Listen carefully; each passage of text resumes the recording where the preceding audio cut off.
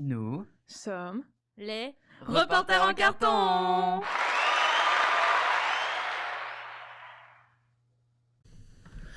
Bonjour à tous et bienvenue pour une nouvelle émission. Alors aujourd'hui, on est en compagnie de l'Homme Marteau. Donc c'est un slammer qui va faire une résidence d'artiste au Labo à Dinan. Et donc aujourd'hui, on l'interviewe pour un peu savoir son univers et son petit chemin dans la musique. Donc est-ce que tu peux te présenter et nous dire en quelques mots ton parcours, ta petite histoire de la musique ? Bonjour tout le monde et merci de m'accueillir ici. Donc je m'appelle Guillaume et effectivement je viens ce matin parler d'un projet musical qui s'appelle l'Homme Marteau. Donc on est quatre dans ce projet. Et moi, mon parcours dans la musique, j'ai commencé tout petit sur l'éveil musical. Et puis au lycée, en fait, commencer les premiers groupes avec les potes. Plutôt à l'époque funk, très rapidement sur du reggae. Voilà. À l'époque, je vivais à Grenoble, qui est une ville où il y avait beaucoup de groupes de reggae, donc j'ai fait surtout ça. Et puis par la suite, j'ai aussi joué dans un groupe où là, on était sur une fusion un peu rock, chanson, reggae, je dirais un peu comme Mano Negra, mais en moins connu. Voilà, et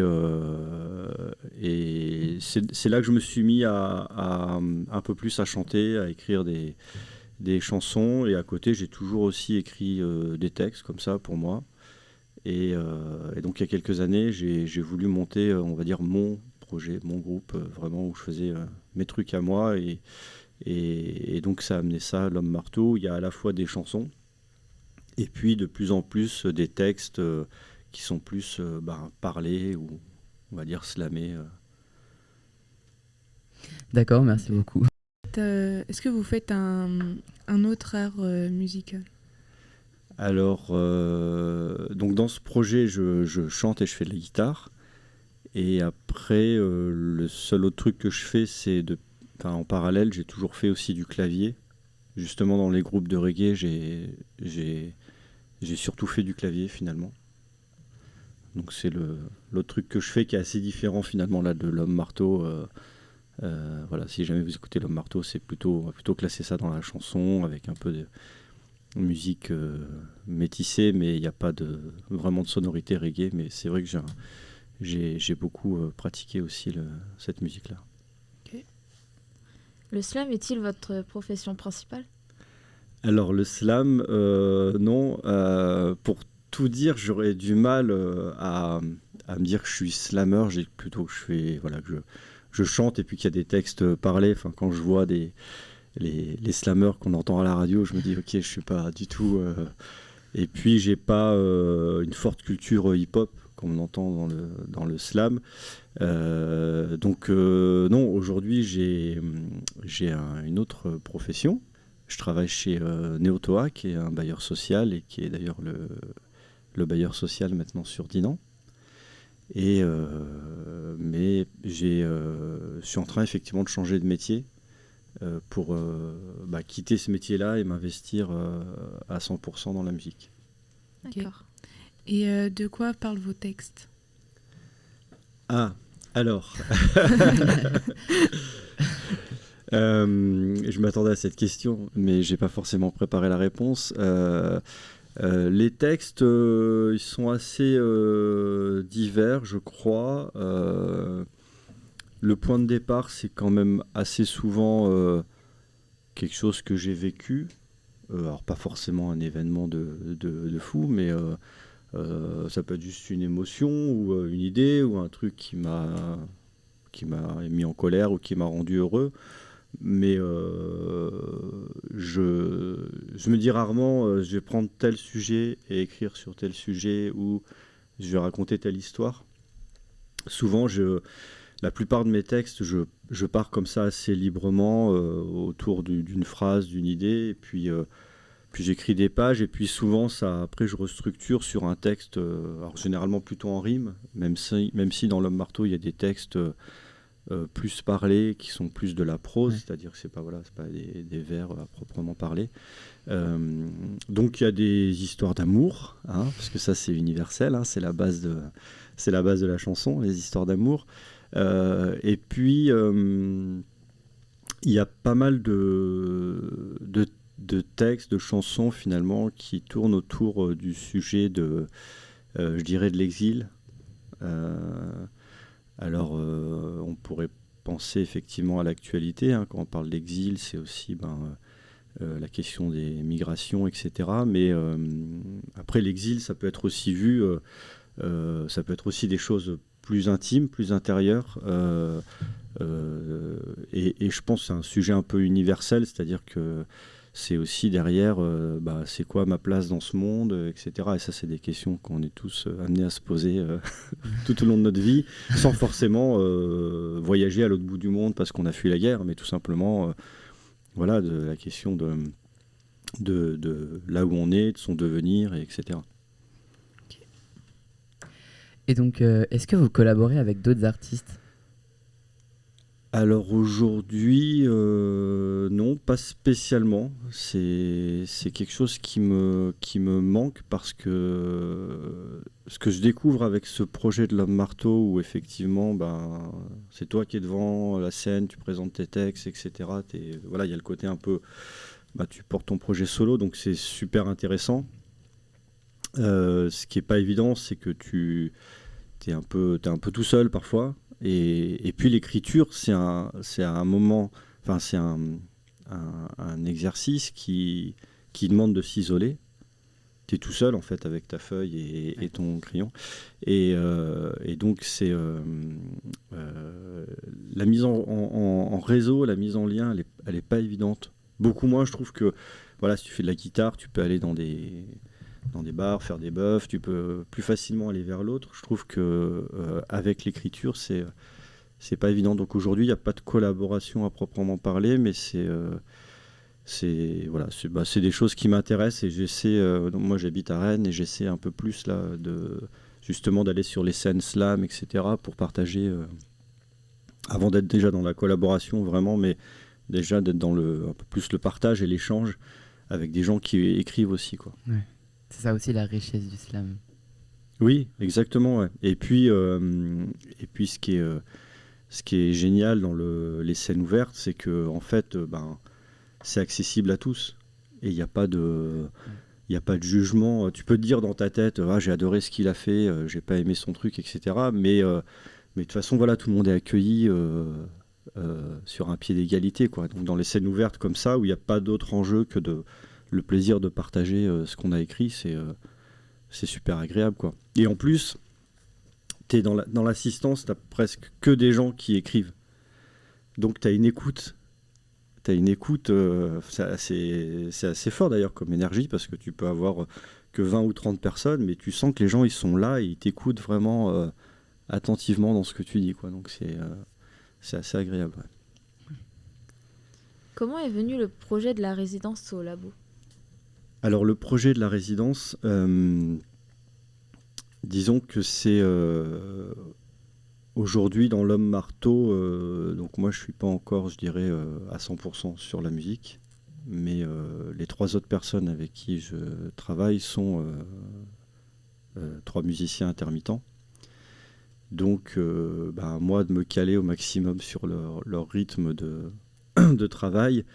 Donc on n'a pas des répètes une fois par semaine le soir comme on fait parfois en pratique plutôt amateur.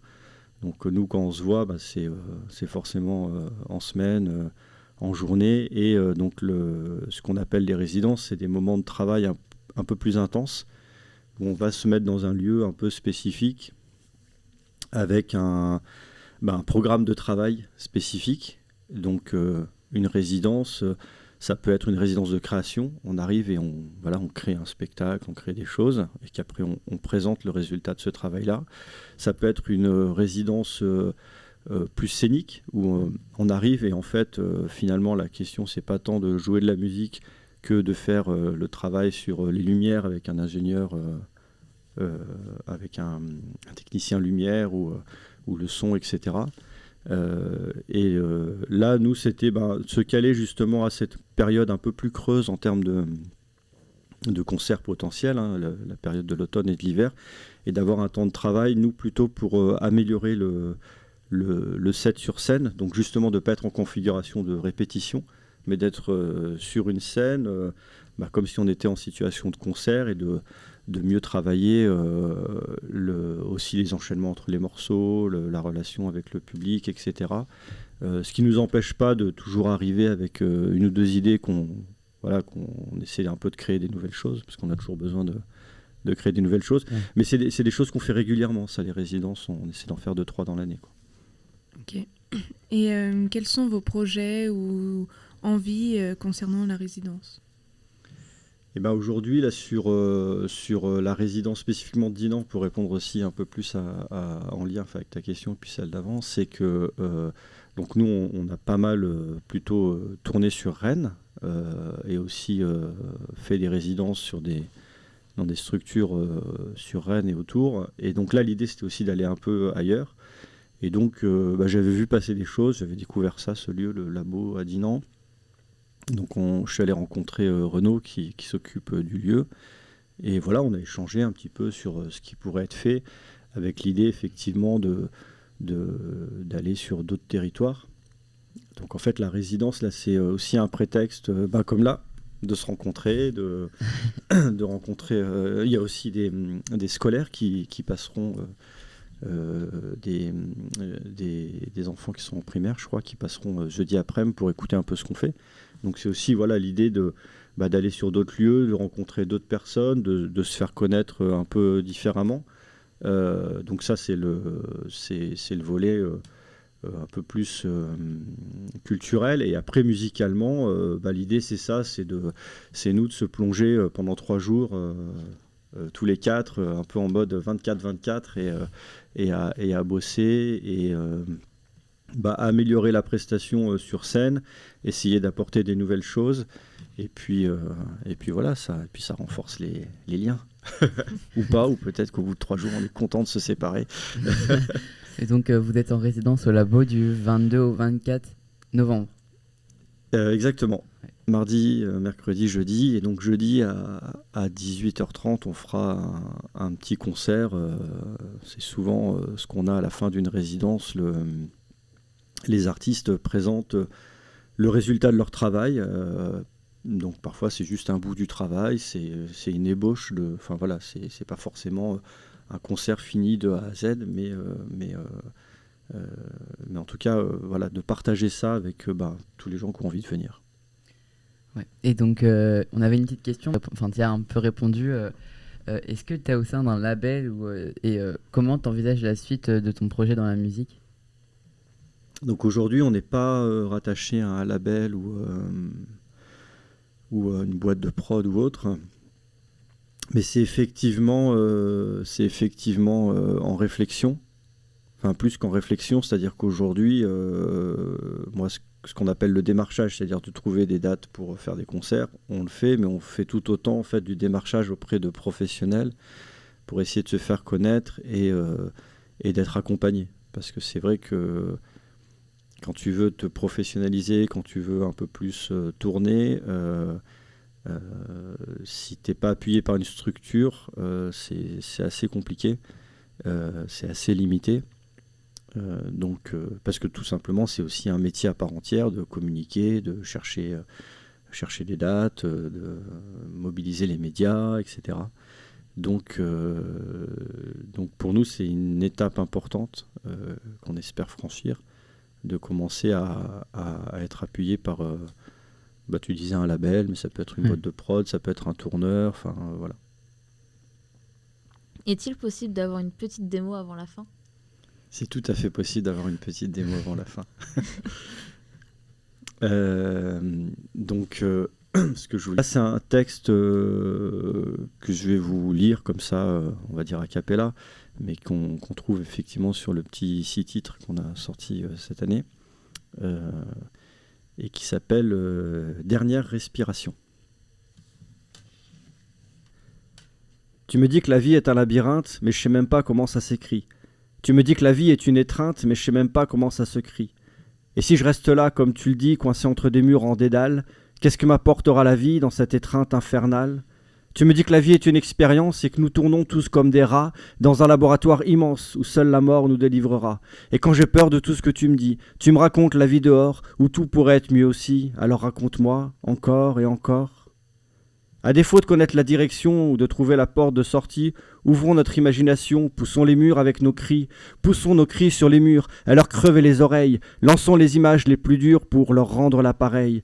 Que nos imaginaires grandissent au-dessus des murs, que nos chansons rebondissent au-dessus des murmures. Parfois je ne sais plus si nous sommes loin, loin de tout, de toi, de moi, ou si nous tournons dans le même coin du déjà-vu, et encore là.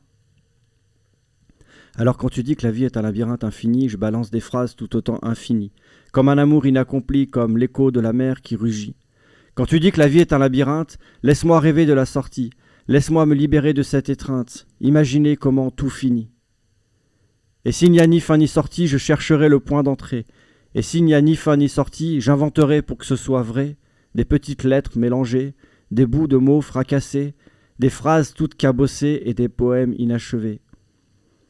Tu me dis que la vie est un labyrinthe, mais je sais même pas comment ça s'écrit. Tu me dis que la vie est une étreinte, mais je sais même pas comment ça se crie. Et si je reste là, comme tu le dis, coincé entre des murs en dédale, qu'est-ce que m'apportera la vie dans cette étreinte infernale ? Tu me dis que la vie est un labyrinthe, je tisse ma toile sans chercher la sortie. Tu me dis que la vie est une étreinte et je m'y accroche avec envie. Et je trace ma route de mon sang d'encre, et je trace ma route de mon sang d'encre, et je trace ma route de mon sang d'encre. Wow. Merci beaucoup pour ce temps d'échange et où pouvons-nous vous trouver sur les réseaux ? Alors sur les réseaux, on a une page Facebook. J'arrive pas à me mettre à Instagram, ça me fatigue tous ces trucs là. Voilà, il faudrait, ça serait chouette. Et voilà, et sinon on peut écouter notre musique sur YouTube, Bandcamp, SoundCloud aussi. Mais à partir de la page Facebook, voilà, on trouve les liens. Ok, on mettra tout ça en barre d'infos. Et donc on vous retrouve au labo la semaine prochaine, donc du mardi 22 novembre au jeudi 24 novembre, avec un showcase ouvert à tous le jeudi 24 au soir. Et bien on espère vous y retrouver et à très vite. Merci de votre accueil. Merci à vous.